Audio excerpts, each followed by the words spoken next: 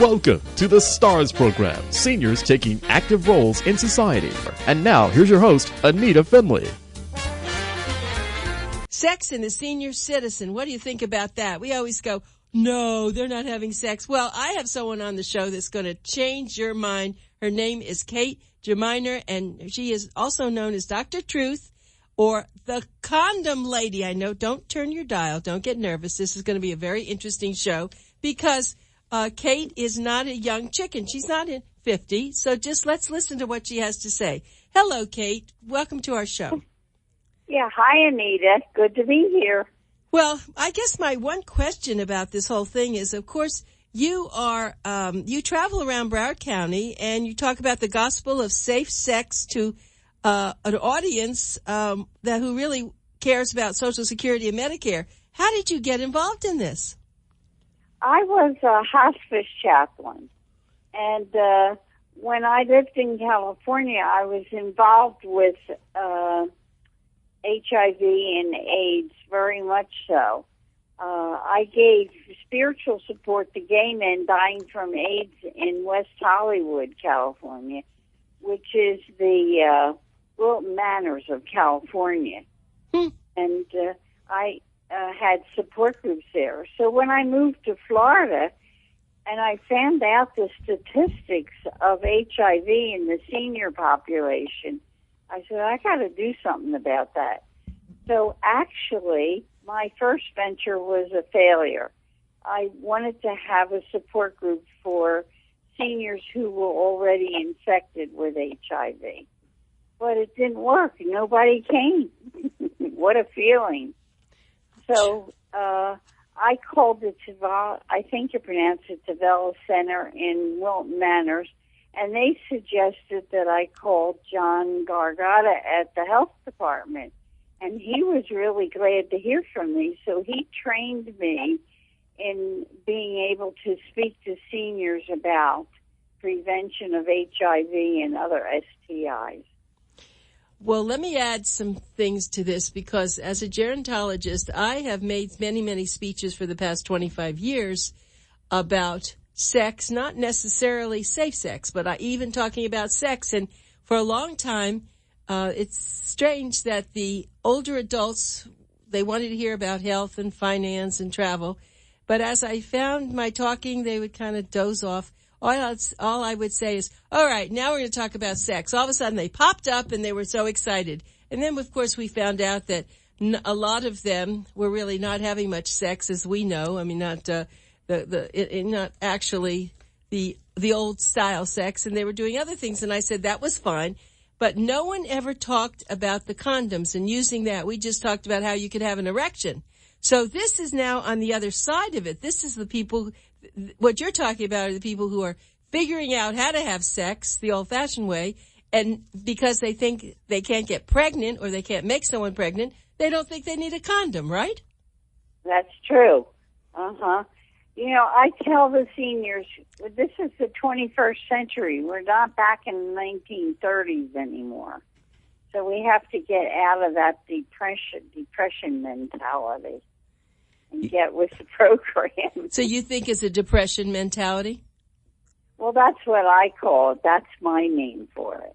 All right. Well, let me ask you something. So you were at our last Boomer Expo, and you're going to be at our 15th coming up on January 22nd. What happens when people come up to you? I mean, I was so busy, I didn't get to your booth, but I did hear by noon you were out of condoms. So why are you thinking they're picking them up? It was an opportunity for the seniors to get the free condoms. But when I give one of my talks to a group, I suggest to the seniors that when they send a letter to their grandkids in college that they put condoms in the envelope. So, that will be, oh boy, the mommy and daddies on that one. That'll be interesting. Well, you know, some of them say, oh, I would be embarrassed. Well, let me tell you, I have sat next to the beds of people dying from AIDS, and it's not pretty and it doesn't even smell good. So we don't want that for our grandkids.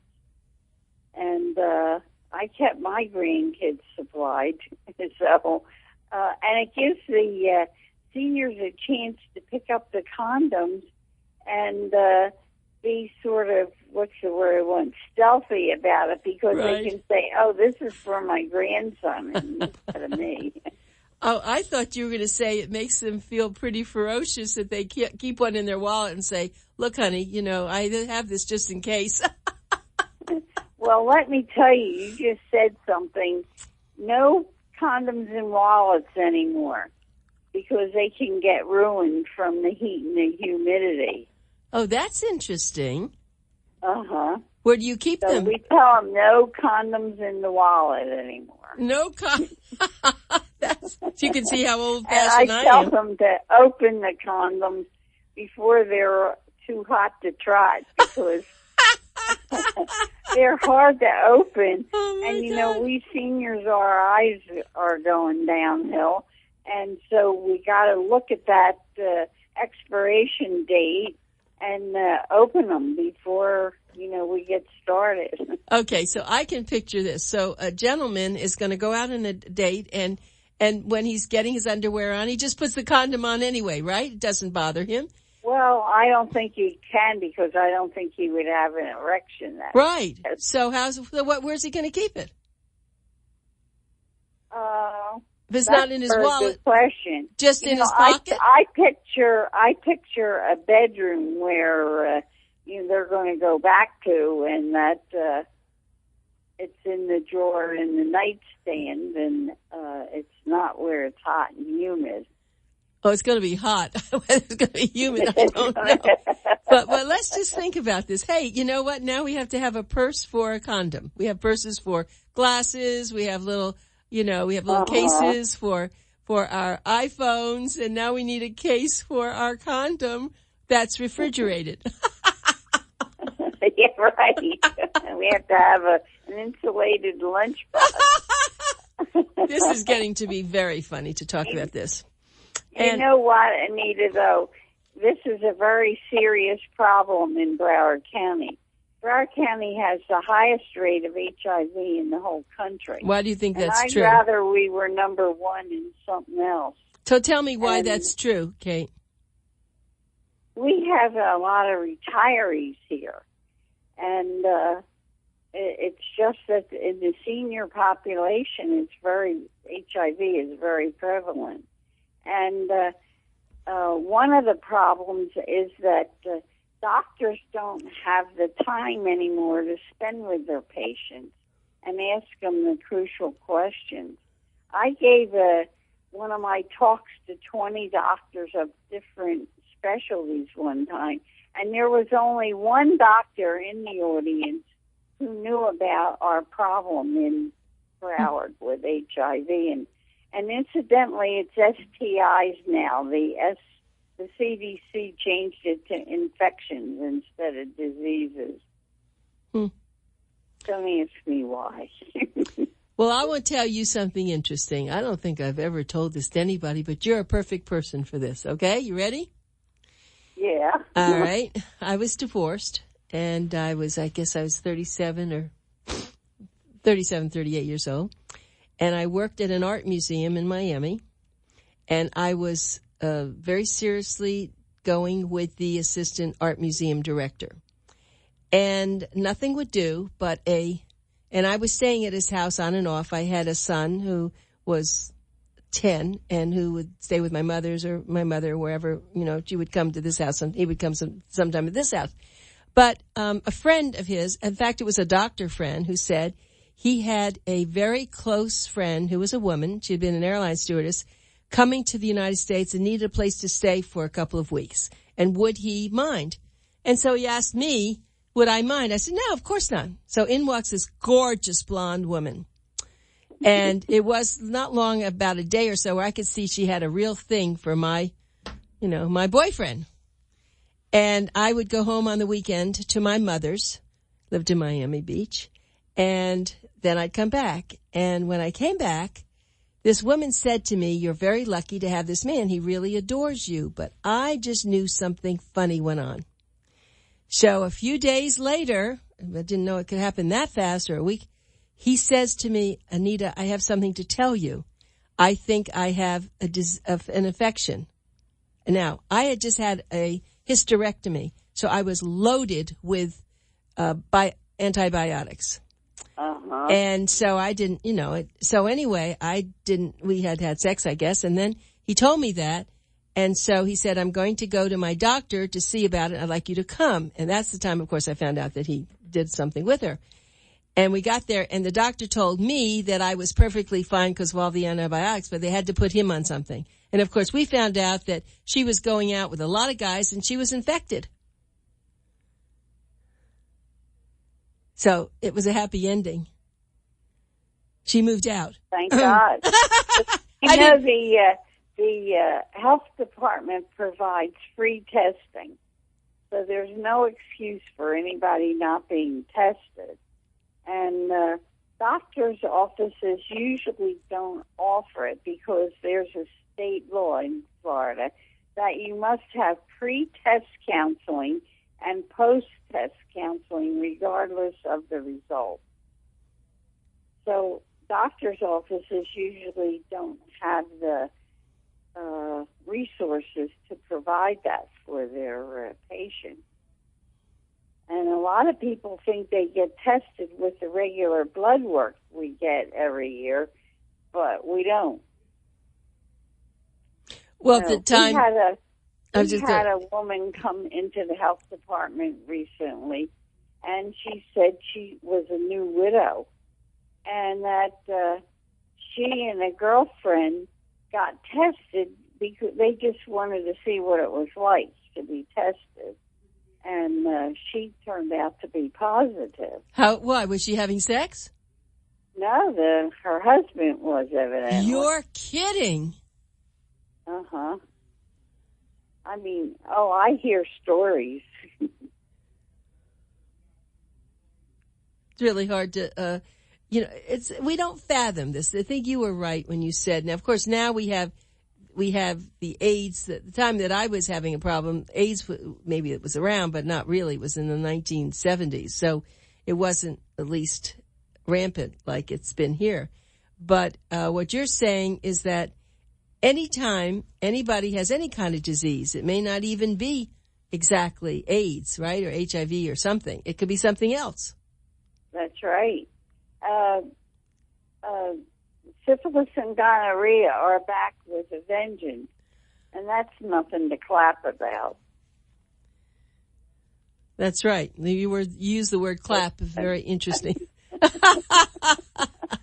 Well, tell me about you, though. So you go and, because I guess you are over 50 and, you're an older woman, so you can get away with talking to the seniors because you bring a young person in, they probably wouldn't pay attention. But because you can say, look, I know what it's like and this is what you should be doing. And so when they pick up a condom, they're not embarrassed. They just say, I'm going to give it to my grandchildren, right? Well, that's true, sort of. But, like at the health fairs, we have two young ladies at the health department, Andrea and, there's a senior woman. I can't think of her name. Doesn't matter. They come and they set up what they call a condom buffet. We had it the last shelter. Because, believe it or not, there are so many different kinds of condoms. Okay, explain them. Don't go to the drugstore anymore and go to the pharmacist and he goes behind the counter. Right. It's not like that anymore. Well, how are they different? Well, I was looking in the drugstore the other day, and my God, what a variety of things were there. And they even advertise on TV. So there's lots of ways to enhance the experience. Plus, Medicare pays for Viagra.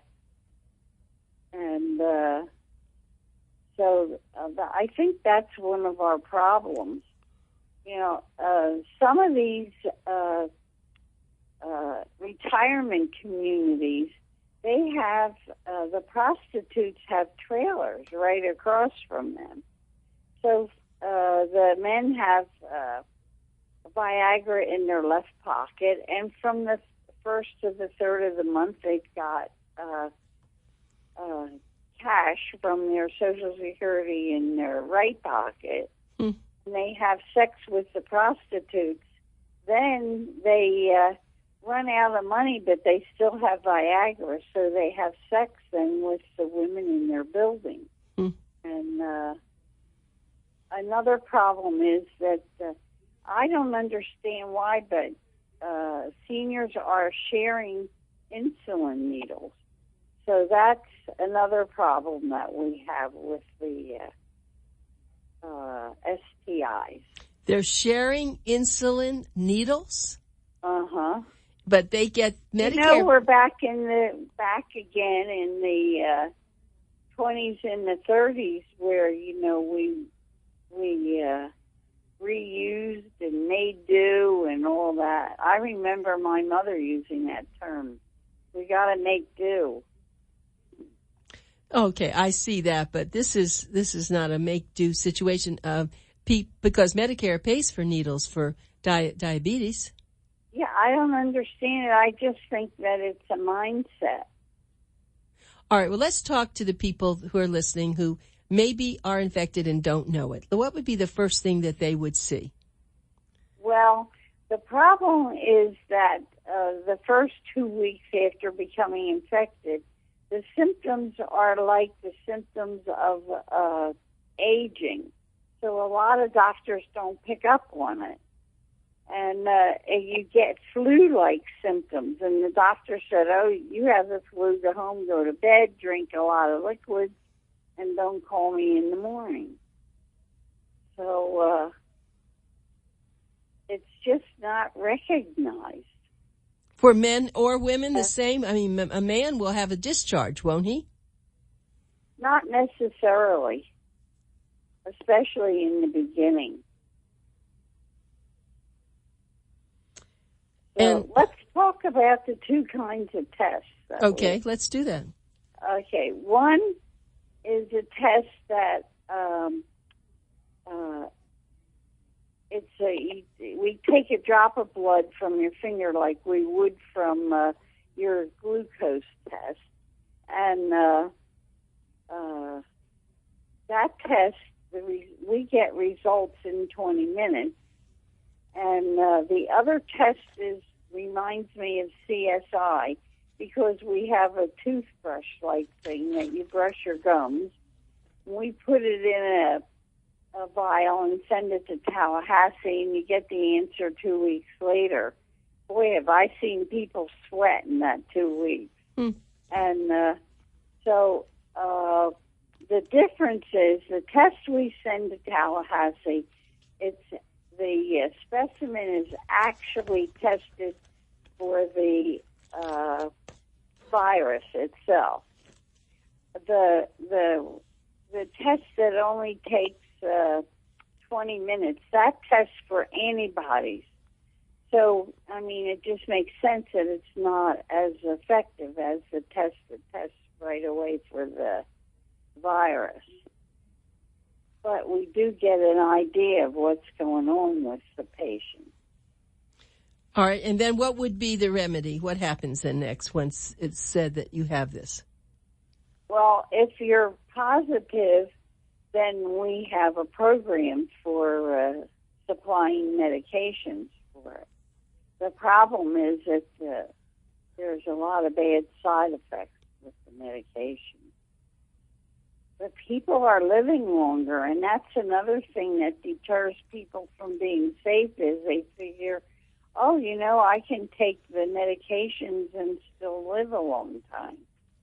Or some of them have that attitude, well, what the heck, I'm old, I'm going to die anyhow, so what difference? Really? Uh-huh. It surprises me because there must be pain involved. I mean, that's not a good idea because you're saying that the medication is not pleasant?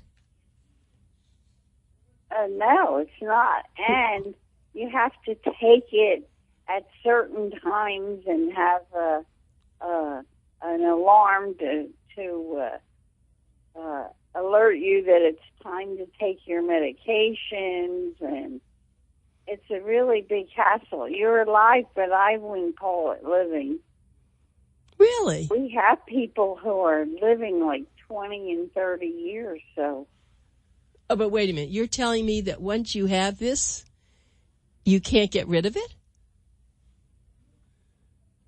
Well, there's ways to control it. But I mean, it never leaves. You just control it. Uh-huh. That's pretty serious. Right. So, well, I can't tell by looking at somebody that they're infected. You know, I mean, we've had people who tell us, oh, my boyfriend is so clean cut, and oh, my gosh, he's so wonderful, and blah, blah, blah, and still they get infected.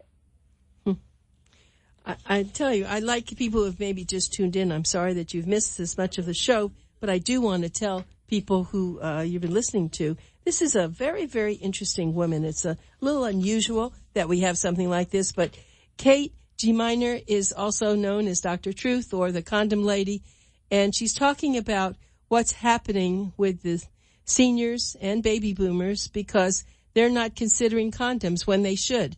And so you are you're really from the health department. What is the organization that sponsors you? The Florida State Health Department in Broward County. Florida State. I've been doing this for 14 years. Huh. Amazing. And I'm available to come and speak to groups in various venues, and it's free. And I bring lots of condoms with me. So, incidentally, I bet you a lot of the audience doesn't realize that there's such a thing as female condoms. You got that out of my mind. I want to start talking about that next. Please do that. How are we doing on time? We're okay. Just keep going. Why don't you talk about female condoms? Uh-huh. The condom is inserted in the vagina, and it has an advantage, and that is that it can be inserted hours before use. And the downside to it is that it's noisy during sex. Huh. So I guess you just have to turn the stereo up. Now, that's very funny. But it's like, what is it like? It's a wide latex? It reminds me of an extended diaphragm. Remember? Yes, diaphragm? Yeah, I remember diaphragms. Mm-hmm. Uh-huh. And another downside to it is that they're expensive. But, how much is a life worth? But you don't use it again, wash it off and use it again. Oh, no. You just get rid of it. You're saying expensive. It's not. I don't know what a condom costs. What does a typical condom cost? Not a women's, but a male. A male condom. I don't know. Because you give them away for free. Yeah, I'm so used to just giving them away. I can't realize that people actually buy them. Well, of course they do because you're not around everywhere in the world. But I would I'd be very curious. And of course, who buys those condoms? The Department of Health? Yes. They buy them? Uh-huh. Next time I go to the drugstore, I am going to find out what a condom costs. Just because I'm so curious. Me too. Right. So a female. I have a rule, Anita, that don't ask me questions I don't know the answers. Right, or just tell them you don't, right? But, and something that you just said, there are condoms, and I know this, that have different smells and different feelings. I mean, you go to some of the sex stores that some have all sorts of interesting things on them that makes it. We have flavored condoms that are for use only for oral sex. You have both. So, you got to read the labels because it's not comfortable to use the flavored condoms for anal or vaginal sex. So you're telling me when you give them away, you're giving away different kinds? Yes, well, that's why we call it the buffet. Oh, my heavens. And so someone has to come look at it. Do you have it in separate baskets when you give it away? Yes. Well, let me tell you, I'm coming to your booth this time. I am definitely, you were situated with the Broward Health Foundation people, and they were so thrilled. They couldn't get over the fact the way people mobbed your booth, which of course was good for them. So they loved it. They absolutely, I think we had the most popular booth. You did. Yeah. You absolutely did. I have to put you in the corner that's least desirable because it'll fill up the corner with people. That doesn't sound really cool. No. But, it's really amazing though. Sometimes, if we have like a little break in the number of people, it's always a little old lady comes along. Because, a lot of people give out candy at their booth. I know. And they think I'm giving out candy. And they pick up the condom and they look at it, on both sides and upside down, and they realize what it is. They drop it like a hot potato. Oh, I think I had to just bring a video camera and just stand there and watch what people do, right? I do know someone's coming. I know someone's coming with her video camera. I am definitely going to have her find you and do that.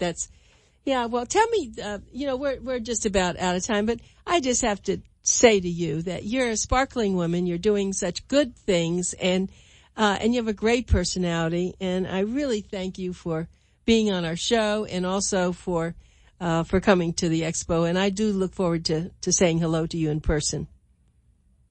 So, I am available, and I also do stand-up comedy. Sounds like that. So how would someone contact you? Would they go to your cell phone? To the health department. Well, do you have like a website or something? No, I don't. All right, let me give your email. May I give that email out now? Yes. All right, it's dr.truth81@gmail.com. I'll repeat that. dr.truth81@gmail.com. Thank you so much, Kate. Look forward to meeting you. I'll see you in another couple of weeks, right, in the 22nd, exactly. Thank you, Kate.